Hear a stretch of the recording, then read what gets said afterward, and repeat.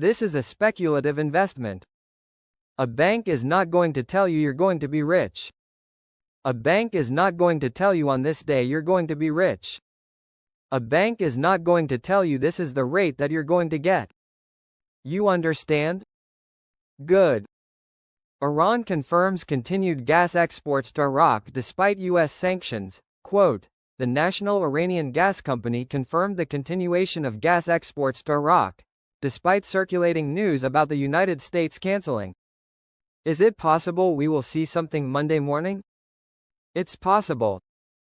But stay calm as there are a lot of moving pieces right now.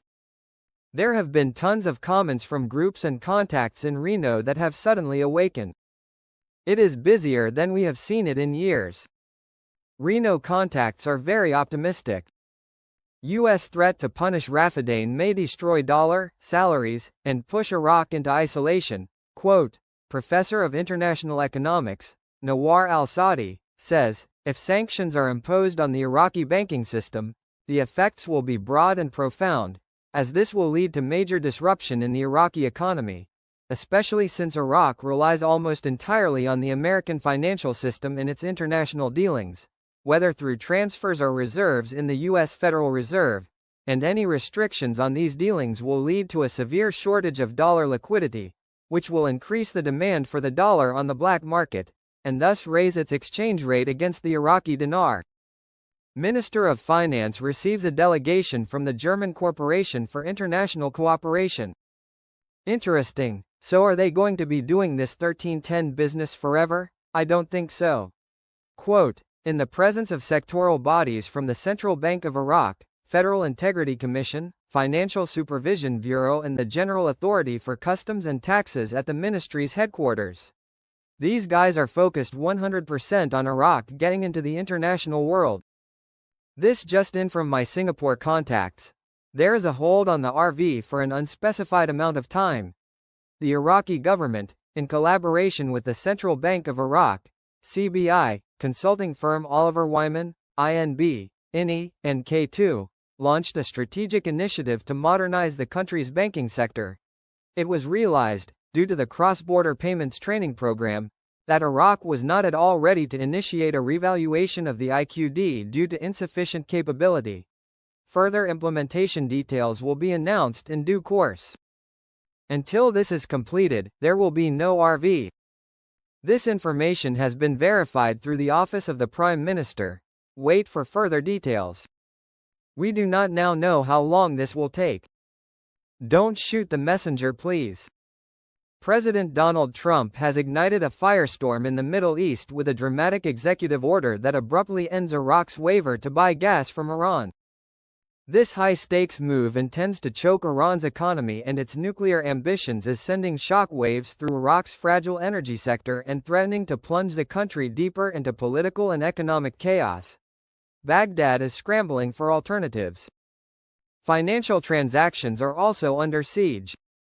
Washington has cut off Iran's access to Iraq's financial system, leaving Iraq desperate for a workaround, including a potential shift to Russia's mirror payment system. Iraq is deeply concerned the sitting president will place more sanctions on the country if they do not comply. Trump sanctions send Iranian currency to biggest collapse in 46 years. Quote, Iranian markets witnessed a record collapse of the local currency, as the US dollar jumped by 3,000 tamans to reach 89,000. This decline comes in light of US President Donald Trump's maximum pressure policy against Tehran, and was followed by the U.S. Treasury imposing sanctions on Iranian oil exporters. The euro reached 91,200 tamans, while the British pound reached 111,800 tamans, representing the largest collapse of the Iranian currency since 1979 against the U.S. dollar. At the beginning of the current Iranian year, on March 21, 2024, the dollar was at around 61,000 tamans. TIR is the new cross-border payment system. Sammy says we are launching this new system by using this transfer for international, and then he says, this can't be at 1310 because it's going international, saying it will be historic first international cross-border payments using this. We are really close. There's no way we can make the payment at 1310.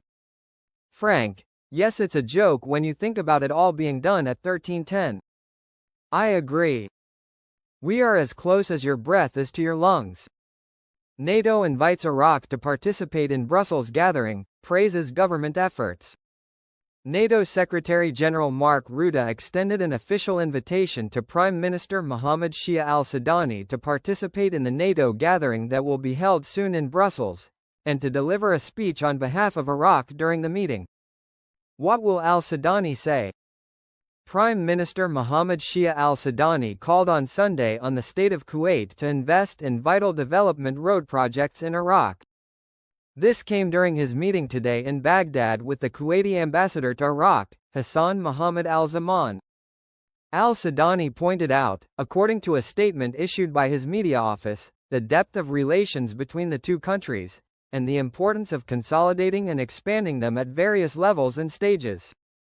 During the meeting, the Prime Minister stressed his aspiration to strengthen constructive bilateral cooperation in several fields, pointing to the available opportunities and the availability of an appropriate investment environment for the work of Arab and foreign companies, including Kuwaiti companies.